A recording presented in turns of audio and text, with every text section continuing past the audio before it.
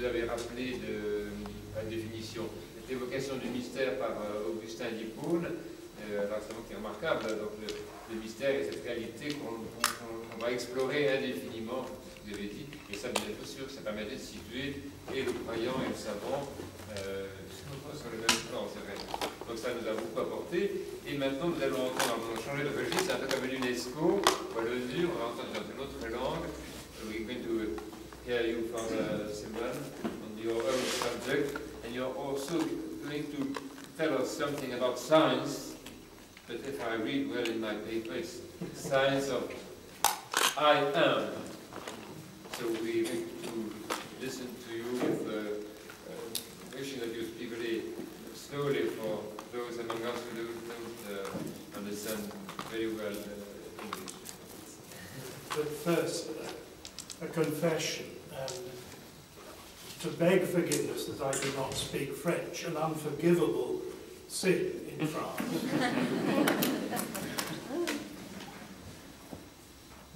The science of I am,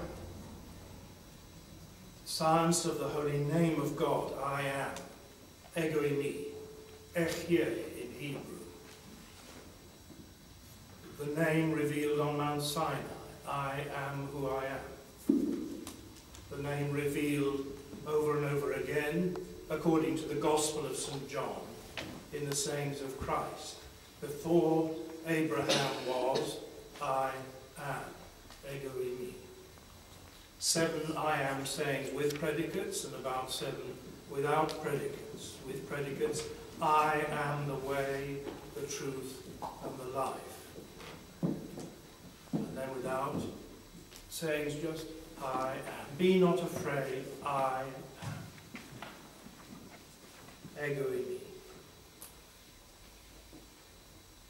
Some of you may have heard of a Russian monk who lived here in Paris in the 1940s and 50s.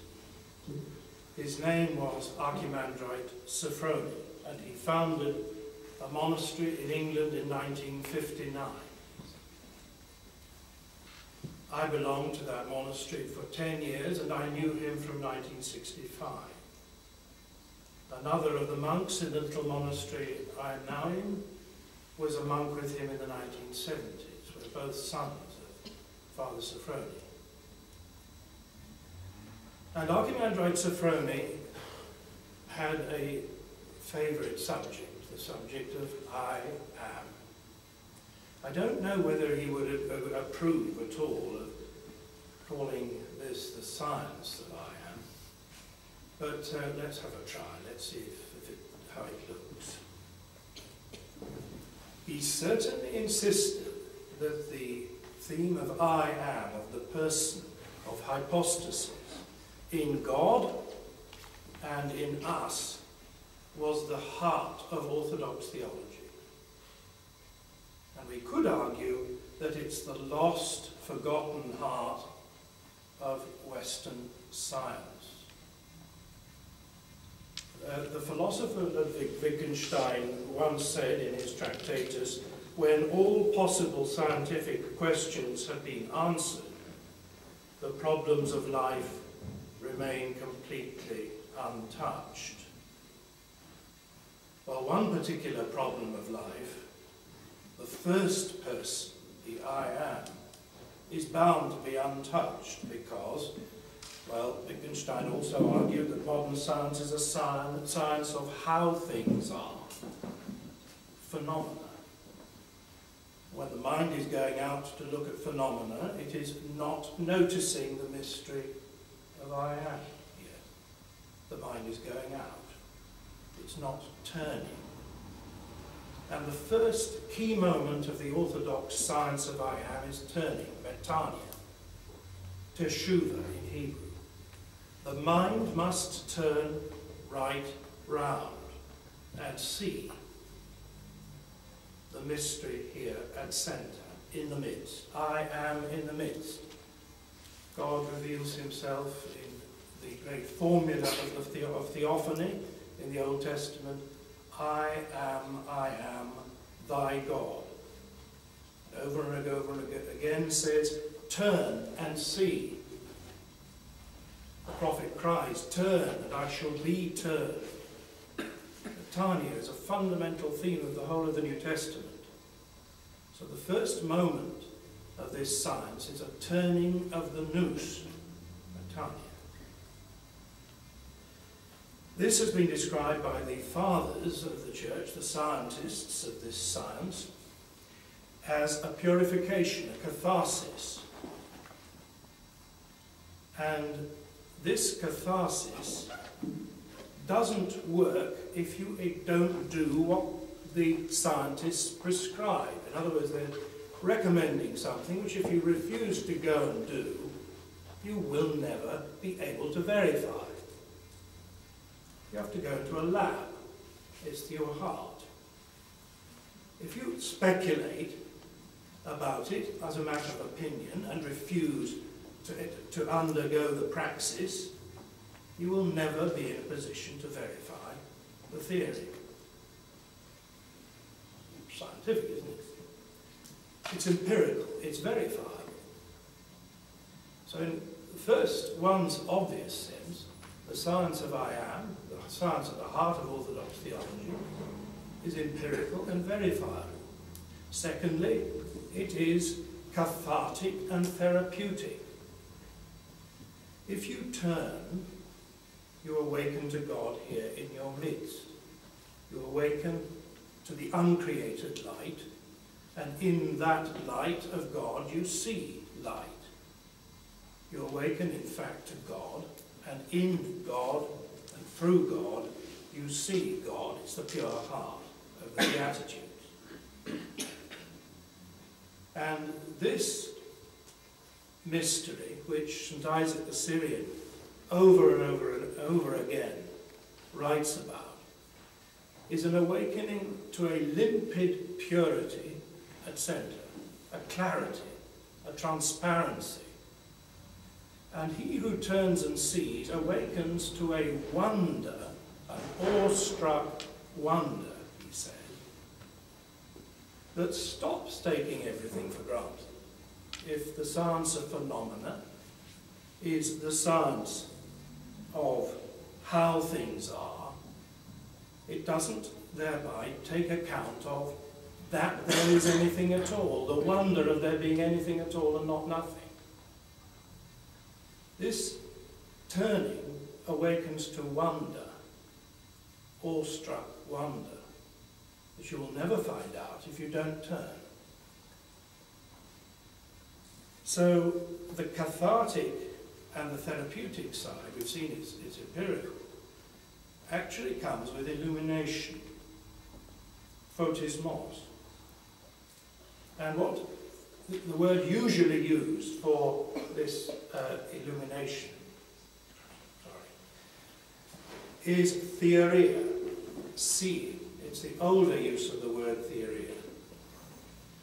Modern science speaks of theory, of hypothesis, but this older sense of the word theory is seeing or vision.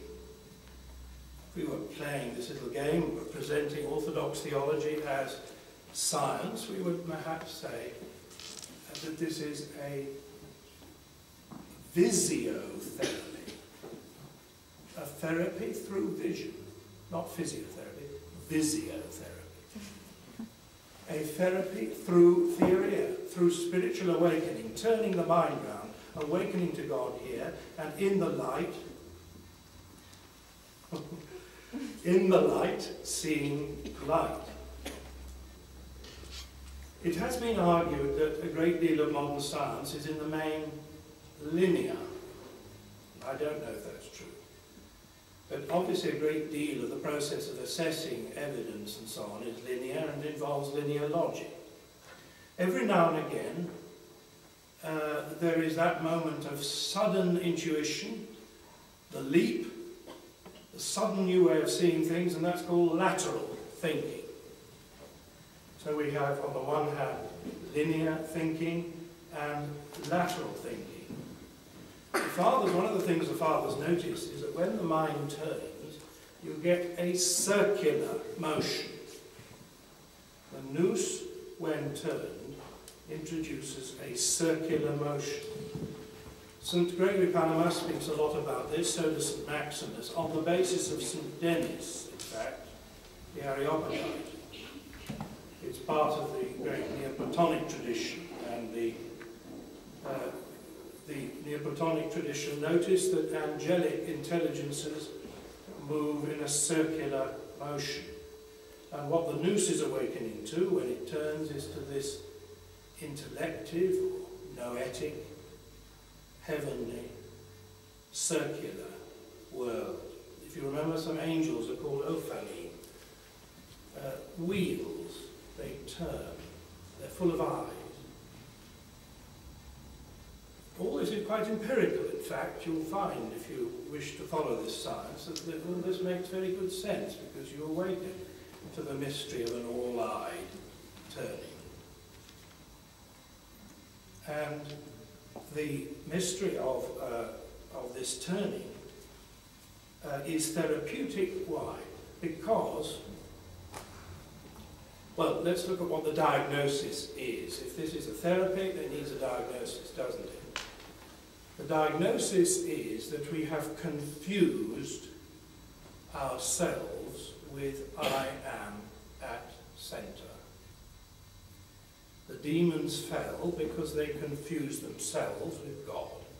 We have confused the me, which is phenomenon, with the I am, which is not. Falsafroni often insisted to us that the mystery of hypostasis, or I am, is not realizable except through awakening in uncreated light. The mystery of I am is an uncreated mystery. We Orthodox insist on the uncreated nature of all grace. The name is God's holy name. It is grace. It is an uncreated mystery. Now, when the mind turns, it undoes the confusion, which is the root of the fall. In other words, when we turn, the therapy begins to work initially as a catharsis, a purification. It follows then a period of instability when we rock between the state of being turned or illumined and falling back into forgetfulness of God, inattention, deadness of spirit. This period, this middle period, is essentially a sort of halfway house. But to the degree that we are stabilized in theory, in seeing, in the illumination, then we are beginning to be healed. And the third great stage, or step, of this therapy is theosis, or enosis, deification, union with God, becoming whole. The very word salvation means to be healed. So we are healed. And that stage is the mystery of no division. And following here St. Maximus, who spotted that these two great negatives, negations in the Council of Chalcedon, the Oros of Chalcedon in 451, there are four, but there are two crucial ones. No confusion, no division. The illumination undoes the confusion, and that is the catharsis. The union is the mystery of no division. I awaken here to God, everything is in God and God is in everything. And St. Maximus, in spelling out the mystery of this union, spotted 5 main areas, or splits or divisions in our life, which are undone in this therapeutic union. The first is the division between male and female, masculine and feminine. If you turn and see I am here, there's no trace of anything male or female, is there? The phenomenon, the one I see in the mirror, is well, this one's male, grey hairs, it's on all two created. And others are female, yes, that's it. Third personally, we're male or female. First personally, no trace of it. The next thing I wake up to is the oneness of this world and paradise. It's like I used to meet Father Sophrony on the path in the garden, and he would call me across and just beam, a wonderful smile, and say in thick Russian accent, "De paradise." And the flowers and the trees felt it. He was living everything around him as one with God. God was in those flowers, and those flowers were in God. And those visiting the monastery felt it to be a paradise. It's empirical. It's experienceable. The third mediation is between heaven and earth. We pray, "Hallowed be thy name on earth as in heaven." The right hallowing of the name I am unites heaven and earth. Our earth is no longer split off from heaven when we rightly hallow the name I am, when we stop confusing ourselves with I am, like demons. And the fourth is the union of the invisible and the visible. I am is invisible. You can't see this. It's never an object of experience. It's not a phenomenon. You enter into a state of unknowing. You are plunged in the world of the invisible, but it's not nothing. It's wide aware and infinitely present. And finally, you unite the uncreated and the created. It is God here in our midst we awaken to in his holy name. And in him, in God, all creation is deified, not just us. All the sons of the whole creation is yearning for the sons of God to be made known, says the Apostle Paul. Why? Because Adam has to fulfill this function of uniting the uncreated and the created. This healing of this division or rift or split, this schizoid state, is fundamental. And I would like to point to just two things which are characteristic of this science. It's a science of the centre, turning around and finding here what is in the midst, in the centre. It no longer is preoccupied with the mind going out with the periphery. And it is always in the now. It's a science of the eternal now. The science of the periphery looks at evidence, past evidence, and tries to interpret it, and tries to set up experiments to produce new evidence, and so on. It's working still within time. Time past, time future. The science of I am is the science of the eternal present, now. The now is the hour of healing, salvation. The I am is the I of God, infinite boundless awareness, infinitely loving, all-embracing awareness, and an infinite presence. The I am is an infinite presence, boundless. So when we turn and find God here in his name, I am, all is healed. Not just us, all and everyone and everything is healed. That's why the whole creation needs saints. And if you want to know whether the therapy works, don't look at me. Find a saint. Saints are proof that the therapy works, that the science is empirical and verifiable. Saint Silouane, the new theologian, said, I think it's in his hymns, "O I am, thou art wholly visible." He's using the word visible there in the sense of theoria, not of visual perception. God is not an object of visual perception. But this seeing in God, by God, through God, this Trinitarian mystery of seeing, this circular seeing, this all-eyed, ophanic seeing, this is what he's talking about. O I am, thou art wholly visible, and what thou art, I am by grace.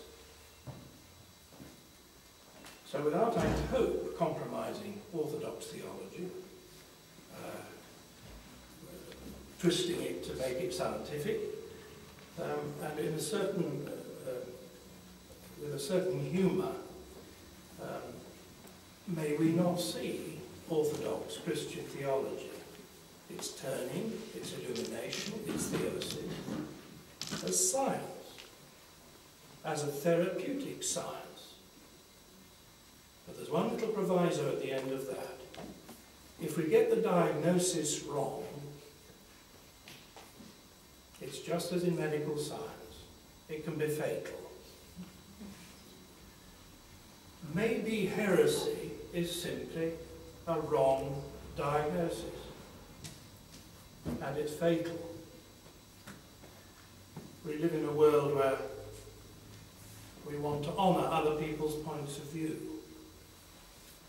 But are we going to take that relativistic vision, or, well, it's not just relativism, it's tolerance of another man's point of view. Are we going to tolerate the medic, the doctor, who in following his opinions results in my death, or my mother's death? No, we strike him off the register. He's dangerous. So, if orthodox Christian theology is therapy, it may be serious in exactly the same way as medical science is serious. It's important to get the diagnosis right, to prescribe the right medicine, and it's important to take the medicine and be healed. Father Silouane, because you gave us an example of very good English, which is very useful for us. We all have to learn something more in your language and have this very good British accent. But you also showed us that spiritual life can be seen as spiritual science, with a method, with a repeatable experience. And you showed us that there is a science of the inner man. And this way of speaking, which was yours, shows us that, as said Father Thierry before you, there is something common in the way, the path of the scientific mind and of the religious mind, something serious, something looking for a repeatable experience, and looking for truth founded on experience and on a good and right method. I think that was for us this afternoon sort of a conclusion, very useful, but now we certainly have some question to learn more about that subject. Maybe we have the question in English for both our priests, Father Thierry and Father Silouane, but somebody will translate if it is necessary. So now, who wants to ask a question to one or the other of our priests? how you distinguish this science of I am from all what is offered on the New Age market? You know, there are New Age cards called I am, and they are repeated the same words as you. Of course, the meaning you give there is very different. So, but for the people who are needing this therapy, how do you distinguish the way? Because I suppose that your way is very rigorous, very demanding. The other ways are very easy in some sense. So where they go, these sick people? Age world, many different things are going on. There may be perhaps 20% of it that is a genuine spiritual seeking on its way to a sacred tradition, therapy, science of the name. There is also big business, making money out of people's needs. There are many things going on. It's quite, I'm not familiar really with what you're referring to as the I am, but in California, yes. Well, it's not surprising, is it, if a Western scientific culture that is hell-bent on the mind going out and ignoring the mystery of the heart, if in all kinds of uneven ways people are awakening to that lack, to that incompleteness. It doesn't mean that everything one finds in that world is going to be a true therapy. It's probably not. And of course it is a fact that the mystery of the Holy Name, of the I Am, is one which, when divulged to those who are deeply embedded in the fallen state, in egotism, they will conclude, on the basis of being told that God's name is I Am, that their me is God. They will self-divinize themselves, right? And out of reaction to that classic error and fatal disease, the disease of a satanic egoism, many sacred traditions, from the time of Deuteronomic reform on, have reacted by stressing the difference between the created and the uncreated. You've got that in the Deuteronomic reform against the older temple tradition, which was centered on the mystery of the name. You got it in the time of Christ, when he said, before Abraham was, I am. They took him to be a blasphemer. He's claiming to be God. Their egotism was projected onto him, and so it's obvious he's deluded. It's obvious he's under satanic delusion. So in fact, all the saints, if you look at St. Simeon the Theologian, there's an awful lot of misunderstanding of the real thing in religious circles, by overreaction. But that's something that one should not be unsympathetic about. There is a problem. The I Am is a very direct revelatory path. It is a revelatory undoing of the confusion, but it doesn't follow that all of us who get hold of it allow the therapy to work, allow the catharsis to work. And even as we know amongst, for example, our fellow monks on Mount Athos, you can be deluded. You can, even in the middle of the Orthodox world, you can get it wrong.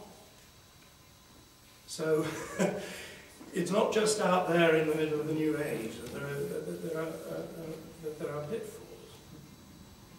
But that doesn't mean that the therapy isn't sound. The saints are the ones we turn to. They're the ones who have undergone the therapy. And they are able to help us with these complex questions. And we'll be able to help those who come with New Age questions without fear or condemnation.